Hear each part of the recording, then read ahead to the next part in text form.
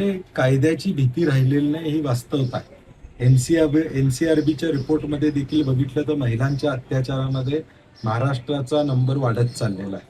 आज या नराधामाला देखील या ठिकाणी कायद्याची सक्त कारवाई झाली असती तर कदाचित धाडस झालं नसतं. पूर्वी देखील या नराधामानं काही गोष्टी या ठिकाणी केलेल्या आहेत. आज हे धाडस वाढतंय का? तर कायदा आणि सुव्यवस्थेचा भीती राहिलेली नाही. मी काही केलं तर चालतंय. जर खरात सुटू शकतो तर मी सुटू शकतो, ही भावना या नराधमाच्या मनामध्ये या ठिकाणी निर्माण झालेली आहे. आणि म्हणून कडक कारवाई झाली पाहिजे अशी काँग्रेस पक्षाची या ठिकाणी भूमिका आहे.